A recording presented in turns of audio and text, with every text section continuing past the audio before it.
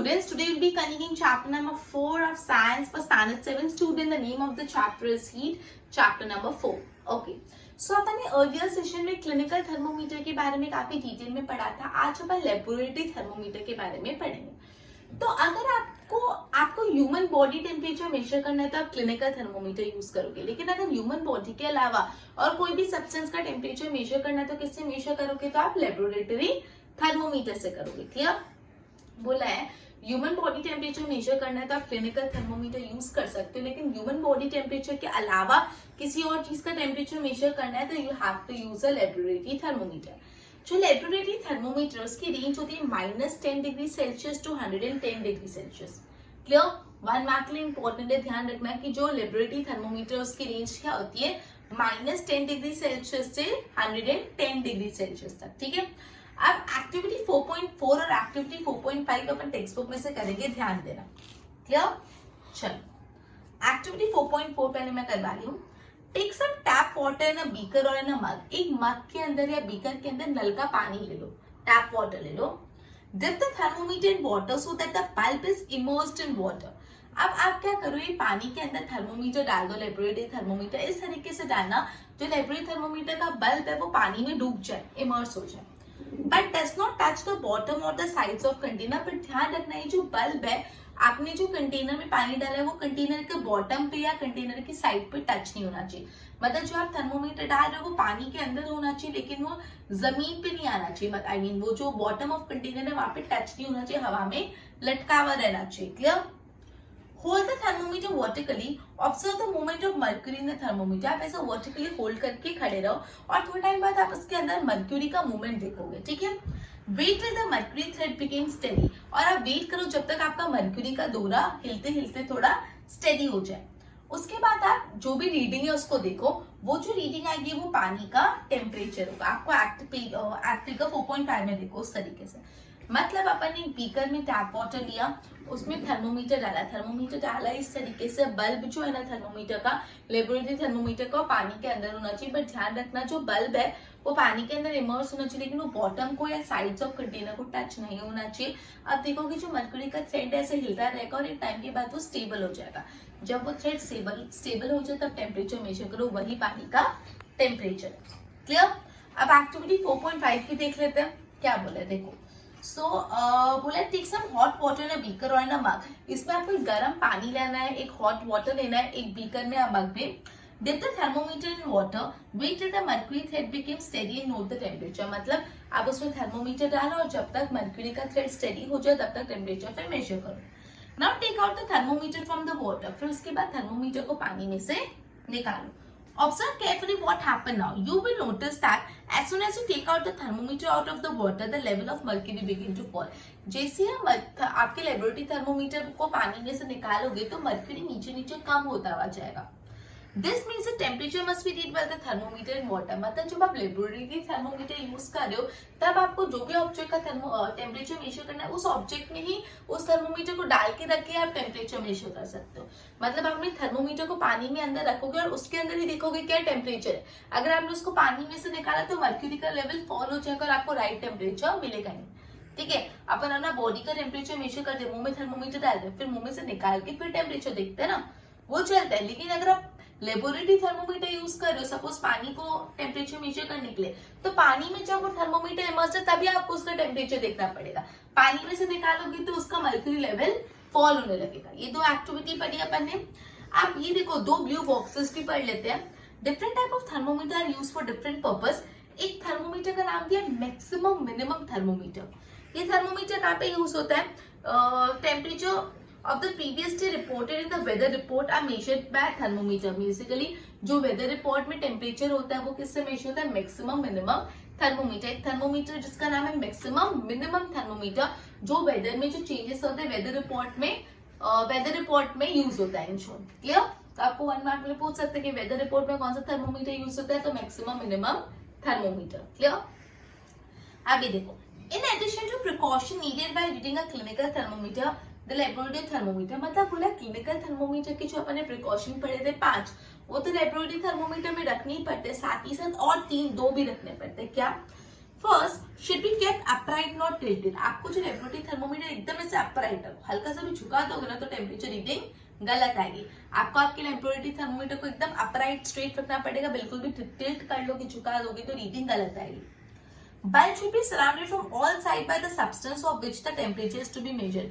मतलब जिस भी सब्सटेंस का आपको टेम्परेचर मेजर करना है उसके आजू बाजू, मतलब बल्ब के आजू बाजू वो पूरा सब्सटेंस होना चाहिए। जैसे अगर आपको पानी का टेम्परेचर मेजर करना है तो बल्ब को पूरा पानी में डुबो दो जिसके बल्ब के आजू बाजू पूरा पानी आ जाए। The bulb should not touch the surface of container, लेकिन जिस कंटेनर में आपने सब्सटेंस को डाला है वो कंटेनर की सरफेस को कभी भी बल्ब को टच नहीं करने देना। क्लियर? तो बोला आपको लेबोरेटरी थर्मोमीटर यूज करने के टाइम क्लिनिकल थर्मोमीटर के 5 प्रिकॉशन तो लेने, साथ में और 2 लेने। पहला बात, लेबोरेटरी थर्मोमीटर को अपराइट रखो, बिल्कुल भी टिल्ट करोगे तो नीचे चलेगा। दूसरा, जिस भी सब्सटेंस का टेम्परेचर मेजर करना है वो बल्ब के आजू बाजू सराउंड कर दो, और ये ध्यान रखना बल्ब उस कंटेनर के सरफेस को टच ना करे। क्लियर? चलो ओके, अब जो क्लिनिकल थर्मोमीटर है, आप क्लिनिकल थर्मोमीटर में ना उसके बल्ब के बाजू में किंक होती है। किंक मतलब ऐसे सर्कल जैसे कुछ झुकाव जैसा होता है। जो क्लिनिकल थर्मोमीटर होता है उसके आजू बाजू एक किंक जैसा होता है बल्ब के आजू बाजू। क्यों? ये kink prevent the mercury level from falling on its own. ये किंक के कारण मर्क्यूरी खुद ब खुद नीचे नहीं गिर जाता। क्लियर? तो बोले जो भी क्लिनिकल थर्मोमीटर का बल्ब होता है उसके बाजू किंक होती है। ये किंक से क्या होता है, जो मर्क्यूरी लेवल है खुद ब खुद नीचे नहीं गिर जाता। तो आपको पूछ सकते हैं 1 मार्क में कि what is the role of the kink in the clinical thermometer. So this kink prevent the mercury level from by falling on its own. Mercury level को नीचे गिरने से बचाता है। क्लियर? ओके, ये अपने लेबोरेटरी थर्मोमीटर क्या था वो पढ़ा, अपने एक्टिविटी दोनों पढ़ी, फिर अपने पढ़ा क्लिनिकल थर्मोमीटर में किंक होता है। अब अपन न्यू टॉपिक ले रहे हैं all together, just a minute. Yes okay, ये एक पीछे बॉक्स है वो भी देख लो। There is a lot of concern over the use of mercury in the thermometer. मतलब थर्मोमीटर में मर्क्यूरी डालते हैं, उस वजह से काफी दिक्कत है, क्योंकि अगर मर्क्यूरी ना बहुत टॉक्सिक सब्सटेंस होता है। जब अगर थर्मोमीटर टूट जाते तो मर्क्यूरी को कहाँ पे डिस्पोज करे वो डिफिकल्टी होती है। इसलिए आजकल कैसा थर्मोमीटर यूज होता है, डिजिटल थर्मोमीटर यूज होने लगा है। बोला है ये जो क्लिनिकल थर्मोमीटर में मर्क्यूरी होती है वो बहुत टॉक्सिक होती है। अगर थर्मोमीटर टूट गया तो मर्क्यूरी को कहाँ डिस्पोज करे वो तकलीफ होती है। इसलिए अभी आजकल कैसे थर्मोमीटर यूज हो रहा है, डिजिटल थर्मोमीटर यूज हो रहा है। क्लियर? अब नेक्स्ट टॉपिक उठाते हैं, ट्रांसफर ऑफ हीट। अगर से फॉर एग्जाम्पल आपने एक तवे पे फ्लेम पे फ्राइंग पैन रखा है तो फ्राइंग पैन गर्म हो जाएगा। क्यों गर्म हुआ? बिकॉज हीट ट्रांसफर हो रही है, वो फ्लेम से हीट चले गई फ्राइंग पैन में। क्लियर? मतलब इन शॉर्ट आपने तवे पे गैस पे अगर एक बर्तन रखा है तो बर्तन गर्म हो जाएगा। क्यों गर्म हो रहा है? क्योंकि जो हीट है वो गैस से बर्तन में चले गई। फिर ये बर्तन को से फॉर एग्जाम्पल फ्राइंग पैन को वापस थोड़ा नीचे रख दो तो क्या हो जाएगा, वो ठंडा हो जाएगा बर्तन। थोड़ा टाइम बाद क्या हुआ, अब जो बर्तन की गर्माहट थी, हीट थी, वो चलेगी आजू बाजू सराउंडिंग में। मतलब पहले आपने जब बर्तन गैस पे रखा तो गैस की हीट गई बर्तन में, फिर बर्तन को नीचे रखा तो बर्तन की हीट गई सराउंडिंग में। मतलब हीट हमेशा हॉटर ऑब्जेक्ट से कोल्डर ऑब्जेक्ट में फ्लो होता है। मतलब पहले फ्लेम गर्म था तो कोल्ड क्या था, बर्तन, तो बर्तन गर्म हो गया। फिर बर्तन गर्म था तो आजू बाजू कोल्ड था तो आजू बाजू गर्म हो गया। मतलब हीट हमेशा from a hotter object to colder object ही फ्लो करता है। ये बात ध्यान रखना। अब इस चीज के लिए एक एक्टिविटी करेंगे, एक्टिविटी 4.6। ध्यान देना। टेक अ रॉड और a flat strip of metal से एल्यूमिनियम और आयरन। मतलब एक रॉड या कुछ एल्यूमिनियम या आयरन की strip low, fix a few small wax pieces on the rod. फिर ये रॉड पे आप छोटे छोटे वैक्स के पीसेस लगा दो। These pieces should be nearly at equal distance. Equal distance पे रखो पहला, फिर उसमें 1 मीटर का 1 मीटर का, मतलब equal distance पे उसको रखो। Clamp the rod to stand. If you do not have a stand, you can put on one end of the rod in between bricks. फिर आप है ना वो रॉड के एक एंड को 2 ब्रिक्स के बीच में लगा दो, जैसे फिगर में दिख रहा है, right? Now heat the other end of the rod and observe. फिर आपको क्या करना है, ये जो रॉड का दूसरा एंड है जो ब्रिक्स के बीच में नहीं है उसको हीट करना चालू करो। So what you will observe, which आप धीरे धीरे वैक्स के पीसेस नीचे गिरते जाएंगे। पहले कौन सा पीस गिरेगा, जो सबसे कैंडल के नजदीक होगा वो नीचे गिरेगा, फिर बाद वाला, फिर बाद वाला, फिर बाद वाला। ओके, तो basically the process by which heat is transform from hotter end to the colder end of an object is called conduction. जिस प्रोसेस से हीट एक गर्म एंड से ठंडे एंड में ट्रांसफर होती है उस प्रोसेस को बोलते हैं conduction. The process by which the heat is transform from a hotter end to colder end उसको बोलते हैं अपन कंडक्शन। क्लियर? तो एक्टिविटी में अपन ने क्या किया, एक मेटल का पीस लिया, उसमें अपन ने वैक्स के टुकड़े लगा दिए। फिर ये मेटल के पीस के एक एंड को दो ब्रिक्स के बीच में रख दो और दूसरे एंड को हीट करना चालू करो। आप देखोगे सबसे पहले जो कैंडल के बाजू वाला वैक्स था वो नीचे गिरेगा, फिर नीचे, उसके बाद वाला नीचे, ठीक है। सो बेसिकली ये जो पूरा प्रोसेस है जिसमें हीट ट्रांसफर होती है from hotter end to colder end, उसको बोला जाता है conduction. Clear? Okay, so basically we have studied over here that in order to measure the temperature of a substance other than human body, we use laboratory thermometer. ठीक है? The range of laboratory thermometer is -10 degrees Celsius to 110 degrees Celsius. Then we have performed two activity. In first activity, we have taken a beaker in which we have added tap water. Then we have put a laboratory thermometer in the beaker in such a way that the bulb is immersed in water, but bulb should not touch the surface of the container or the sides of container. Then you have to keep the thermometer upright straight and you need to measure the temperature. The mercury level will flow or rotate for some time, then mercury level will become stable and that would be the temperature of the water. Now in activity 4.5b, what we have done, we have taken a hot water, we have measured the temperature as we have discussed earlier.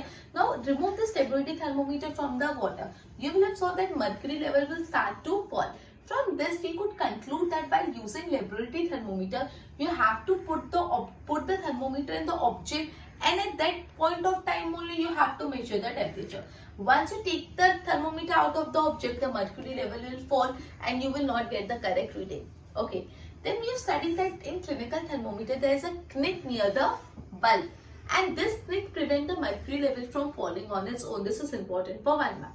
Then we have studied about the transfer of heat, in which we have studied that if you put a frying pan on a flame, the frying pan became hot. Why? Because heat is transferred from flame to frying pan.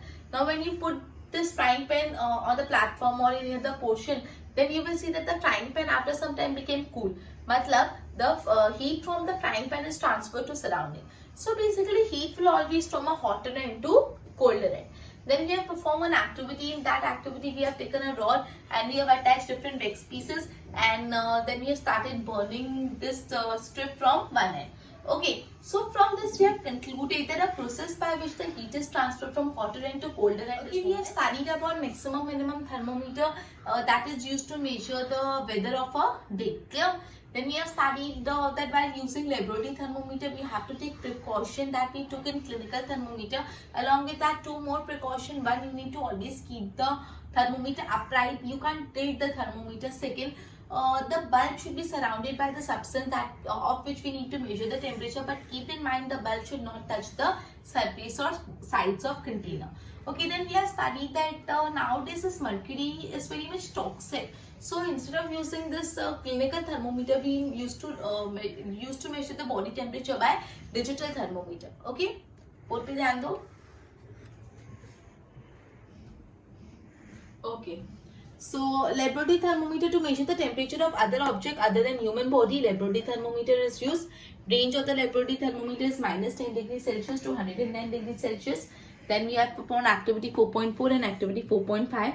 Now in clinical thermometer there is a kink near the bulb. This prevents the mercury level from falling on its own. Now transfer of heat. Now frying pan became hot when kept on the flame. The heat is transferred from flame to utensils. Then if pan is removed, then it cools down. So heat is transferred from pan to surrounding. Heat always flow from hotter object to colder object. Then we have performed activity 4.6 and we have concluded that the process by which heat is transferred from a hotter end to colder end of an object is known as conduction. The process by which heat is transferred from the hotter end to the colder end is known as conduction. Okay. So we have studied some more details about the laboratory thermometer, and we have also studied about the transfer of the heat. In next lecture, we'll continue the session. Till then, goodbye.